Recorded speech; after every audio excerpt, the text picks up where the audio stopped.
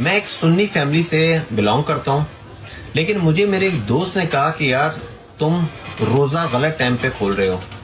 میں نے بولا کیسے؟ تو اس نے مجھے سورہ بقرہ کی آیت نمبر 187 کہا اس کو پڑھو۔ میں نے اس کو پڑھا اور اس کا ترجمہ بھی دیکھا گھر میں قرآن میں بھی اور یہاں پہ بھی دیکھا، جس میں لکھا ہوا ہے کہ پھر رات تک روزے کو پورا کرو۔ اب یہ قرآن پاک کے الفاظ ہیں۔ میں بڑا کنفیوز کہ یار 31-32 سال میری عمر ہو گئی ہے، اتنے عرصے سے روزہ رکھتے ہوئے آ رہے ہیں کہ کہیں میں کوئی غلطی تو نہیں کر رہا، لیکن قرآن پاک سے آگے تو کوئی چیز ہے ہی نہیں۔ لسان العرب، تاج العروس، المعجم الوسیط، لغات کی جتنی کتابیں آپ ذرا جا کے دیکھیں اللیل کی ڈیفینیشن کیا ہے۔ حدیث شریف میں آتا ہے رسول اللہ صلی اللہ علیہ وسلم نے ارشاد فرمایا لا یزال الناس بخیر ما عجل الفطر، جب تک میری امت کے لوگ افطاری میں جلدی کریں گے اس وقت تک میری امت کے لوگ خیر پہ رہیں گے۔ یہ بعض اوقات جو کنفیوز کیا جاتا ہے نا، بہت غلط طرز عمل ہے۔ قرآن کریم میں آتا ہے ثم اتموا الصیام الی اللیل، کہ روزے کو پورا کرو رات تک۔ اب رات کا کیا مطلب ہے کہ عشاء تک، رات 2 بجے تک، رات 3 بجے تک، رات 4 بجے تک؟ رات کا آغاز ہوتا ہے لسان العرب، تاج العروس، المعجم الوسیط، لغات کی جتنی کتابیں آپ ذرا جا کے دیکھیں اللیل کی ڈیفینیشن کیا ہے۔ اللیل کی تعریف لٹرلی لغوی یہ کی جاتی ہے کہ غروب شمس سے لے کر طلوع فجر تک کا جو وقت ہوتا ہے اس کو لیل کہتے ہیں۔ اب جب قرآن نے کہہ دیا ثم اتموا الصیام الی اللیل، اس کا مطلب ہے کہ ثم اتموا الصیام الی غروب الشمس۔ جب الی غروب الشمس کا مطلب یہ حدیث میں آتا ہے، رسول اللہ صلی اللہ علیہ وسلم نے ارشاد فرمایا اذا اقبل اللیل من ہاہنا وادبر النہار من ہاہنا وغربت الشمس فقد افطر الصائم، کہ جب یہاں سے دن جانا شروع ہو جائے، رات کا اندھیرا ہو جائے تو اور سورج غروب ہو جائے تو افطاری کا وقت ہو چکا، اور روزہ دار کو چاہیے کہ افطار کرے۔ حدیث شریف میں آتا ہے رسول اللہ صلی اللہ علیہ وسلم نے ارشاد فرمایا لا یزال الناس بخیر ما عجل الفطر، جب تک میری امت کے لوگ افطاری میں جلدی کریں گے اس وقت تک میری امت کے لوگ خیر پہ رہیں گے۔ صحیح مسلم کی حدیث ہے، حضرت عائشہ رضی اللہ تعالیٰ عنہ سے پوچھا گیا کہ 2 لوگ ہیں، ان میں سے ایک شخص وہ ہے جو افطاری اور مغرب کی نماز میں جلدی کرتا ہے، اور ایک شخص وہ ہے جو افطاری اور مغرب کی نماز دیر سے پڑھتا ہے، کون بہتر ہے؟ حضرت عائشہ رضی اللہ تعالیٰ عنہ نے فرمایا جو افطاری اور مغرب کی نماز جلدی پڑھتا ہے یہ بہتر ہے۔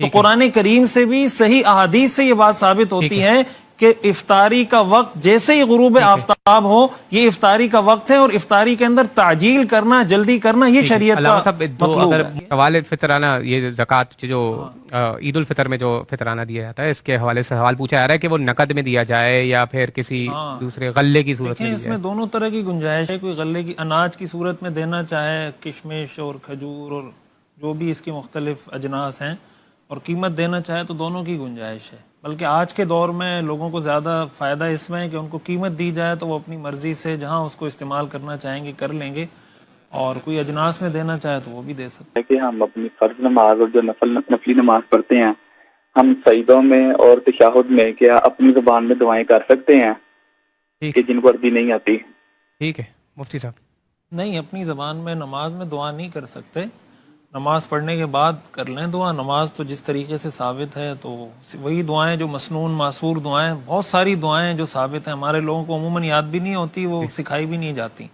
تو احادیث کے اندر اتنی بہترین اور شاندار دعائیں موجود ہیں کہ اگر وہ یاد کر لی جائیں، اس کا ترجمہ یاد کر لیا جائے تو اپنی زبان میں مانگنے کی نوبت۔ اچھا دعا کیا یعنی فار ایگزامپل کوئی آدمی دعا مانگ رہا ہے، عربی میں پڑھ رہا ہے، اس کو سمجھ میں ہی نہیں آ رہی، تو اس کی تاثیر کیا ہوگی پھر؟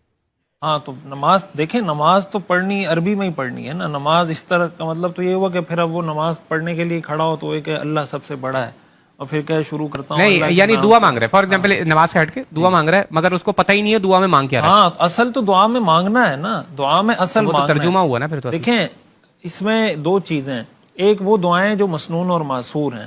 مسنون اور معصور دعاؤں کی اپنی ایک برکت ہے۔ اس کی مثال ایسے وجہ اس کی ہے کہ یہ وہ دعائیں جو اللہ کے رسول صلی اللہ علیہ وسلم کی مبارک زبان سے نکلی ہیں، تو اس کے مقبول ہونے کے امکانات ظاہر ہے کہ ہم اپنے الفاظ ادا کریں اس کے قبول ہونے کے امکانات میں، اور اللہ کے رسول نے معنی نہیں پتا، نہیں تو معنی پتہ ہونے چاہیے نا، سیکھنے چاہیے، یہی میں عرض کر رہا ہوں۔ معنی کے بغیر اگر ایسی پڑھے تو پھر کیا ہے؟ ہاں ایسے ثواب تو مل جائے گا لیکن وہ دعا تو نہیں ہوگی۔ ہم اس کو یہ نہیں کہیں گے کہ اس نے دعا مانگی ہے، ہم یہ کہیں گے دعا پڑھی ہے۔ تو دعا اصل میں مانگنے کا نام ہے، تو جب دعائیں مانگی جائیں تو ہمارے ہاں لوگ اتنی مشکل چیزیں سیکھ لیتے ہیں، 10 دعاؤں کا ترجمہ وہ یاد نہیں کر سکتے یا سیکھ نہیں سکتے، تو ہمارے لوگوں کی کمزوری ہے۔ عقیقے کے حوالے سے ہمارا جو نقطہ نظر ہے وہ یہ کہ عقیقے کے جانور کی وہی شرائط ہیں جو قربانی کے جانور کی ہیں۔ قربانی کے جانور کے مثلاً بکرا بکری 1 سال کا، بڑی گائے وغیرہ 2 سال کی، جو ایک شرائط ہیں.